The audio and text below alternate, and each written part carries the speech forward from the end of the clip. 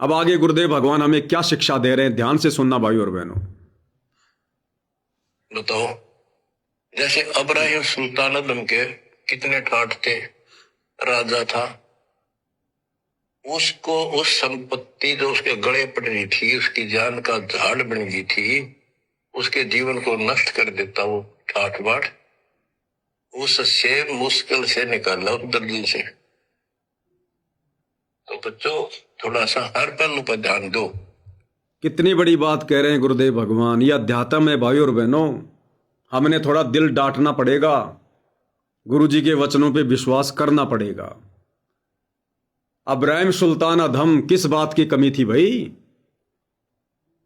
18 लाख घोड़े, कितने हाथी, 16,000 औरतें, हीरे मोती।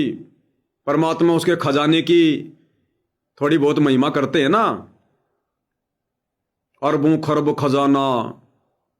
देवताओं का राजा इंद्र भी अब्राहिम सुल्तान के ठाट बाट को देखकर शर्मिंदा हो जाता था कि ऐसी मौज तो मेरी भी नहीं है जो बलक बुखारे के बादशाह की है। और गुरुदेव क्या कह रहे हैं? उस अब्राहिम सुल्तान को उस दलदल से बाहर निकाला जो दलदल उसके लिए उसकी जान का जंजाल बन गया था।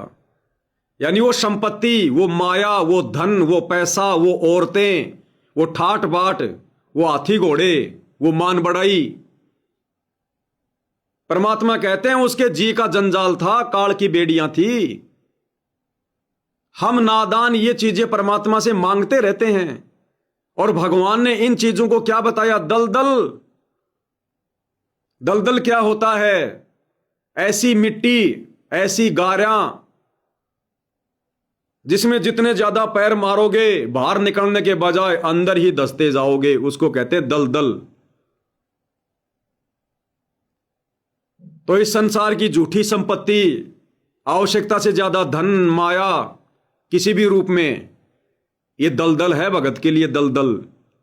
और क्या कह रहे हैं गुरुदेव? परमात्मा ने उसको उस दलदल से बाहर निकाला। तो सोचो भाई और बहनों, आप और हम संसार की संपत्ति मांगकर, सुख मांगकर हम परमात्मा को खुश करेंगे या नाराज करेंगे? अरे भगवान मिल गया, भक्ति मिल गई, फिर भी हम लोग दलदल में धंसना चाह रहे हैं। ये भगवान मेरा बेटा नौकरी लग जाए, ये भगवान वो प्लाट मिल जाए, ये परमात्मा उस पर 2 मंजिल बन जाए, ये परमात्मा ये फैक्ट्री लग जाए। ये तो दलदल बताया परमात्मा ने, दलदल। भगवान हमें इस दलदल से बाहर निकालते हैं।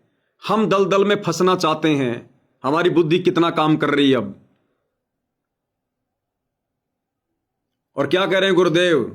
फिर परमात्मा ने उस अपनी प्यारी आत्मा को, अब्राहिम सुल्तान को, दलदल से बाहर निकाला, उसको संपत्ति विहीन किया, उसको श्री विहीन किया, राज विहीन किया।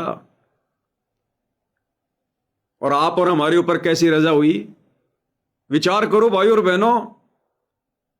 अब्राहिम सुल्तान को तो परमात्मा ने भक्ति पर लगाने के लिए दलदल से बाहर निकाला, और उस दलदल से बाहर निकालने में परमात्मा को कितना प्रयत्न करना पड़ा, कैसी कैसी लीलाएं दिखानी पड़ी उस दलदल से बाहर करने के लिए। अरे आप और हम कलयुग की बिचली पीढ़ी के भगत भाई बहन तो अब्राहिम सुल्तान से भी कई गुना उत्तम और श्रेष्ठ आत्मा। अब्राहिम को तो परमात्मा ने दलदल से बाहर निकालना पड़ा भक्ति के लिए। आप और हमें परमात्मा ने ऐसे घर में जन्म दिया, हमें संपत्ति विहीन बनाकर जन्म दिया। हमें परमात्मा ने दलदल में फांसा ही नहीं। अब्राहिम को तो दलदल से बाहर निकालना पड़ा, संपत्ति विहीन उसको करना पड़ा।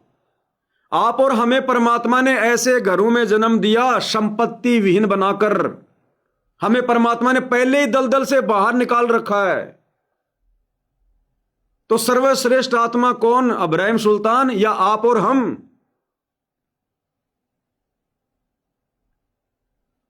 अब यदि हम उसी दलदल में फंसना चाहेंगे अपनी कमजोर बुद्धि के कारण, तो फिर मोक्ष कैसे प्राप्त करेंगे?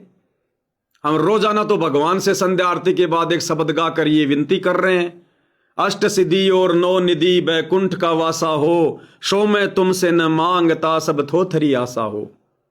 सुख संपत्ति परिवार धन और सुंदर नारी हो, सपने में इच्छा नहीं करूं गुरु आण तुम्हारी हो। शब्द तो ये गा रहे हैं और उल्टा दलदल में फंसने के लिए भगवान से डिमांड भी कर रहे हैं, भगवान से मांग भी रहे हैं। अरे मांगना क्या चाहिए वो भी तो गुरु जी ने बता दिया। भक्ति दान मोहे दीजियो देवन के देवा हो, जन्म पाया भूलू नहीं करहूं पद सेवा हो। केवल भक्ति, और जिसने भगवान से भक्ति मांग ली परमात्मा फिर उस पर इतना प्रसन्न हो जाता है, इतना प्रसन्न हो जाता है। क्योंकि भगवान से भक्ति कौन मांगेगा? जिसको ज्ञान होगा। भगवान से संपत्ति के बजाय भक्ति वही मांगेगा जिसको ज्ञान होगा। यानी कभी भी उसके मन में ये इच्छा भी नहीं आएगी कि मेरे पास धन हो, बड़ी कोठी हो, बड़ी कार हो, मैं पैसे वाला हूं।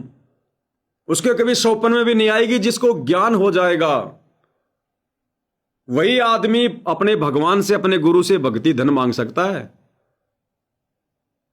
और ऐसी आत्मा को क्या परमात्मा फिर किसी चीज के भरोसे रहने देंगे? जब भी उसे किसी भी चीज की आवश्यकता होगी जो जायज होगी, परमात्मा सो यत्न करके अपने भगत के सामने लाके खड़ा कर देगा। मांगने से पहले जिस आत्मा को परमात्मा देख लेगा कि संपत्ति इस आत्मा को सौपन में भी नहीं चाहिए, इस आत्मा का एक ही लक्ष्य है कि मैं इस दलदल से बाहर निकलूं, मेरा मोक्ष हो, फिर उस आत्मा की डोर सतगुरु अपने हाथ में पकड़ लेता है। फिर परमात्मा उस प्यारी आत्मा को नहीं फंसने देगा। फिर कल पे कारण कौन है तू कर सेवा निष्काम, मन इच्छा फल देऊंगा जब पड़ेगा मेरे से काम। तो आप और हम अब्राहिम सुल्तान से भी सर्वश्रेष्ठ आत्मा। तो आप और हमें तो भाई और बहनों नाज होना चाहिए, नाज अपने ऊपर भी और अपने पूज्य गुरुदेव भगवान के ऊपर भी। अगर हमने थोड़ी सी मेहनत कर ली, थोड़ा सा दिल डांट लिया, धैर्य बना के रखा, टारगेट केवल मोक्ष रखा, ये हमारा अंतिम जन्म होगा। अंतिम जन्म क्या कह रहे हैं मालिक?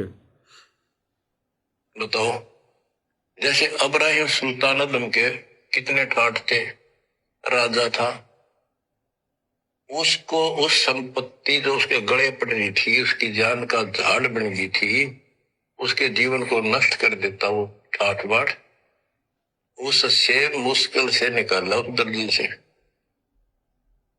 तो बच्चों थोड़ा सा हर पहलू पर ध्यान दो। हर पहलू पे ध्यान देना होगा, हर पहलू पे सुनो आगे।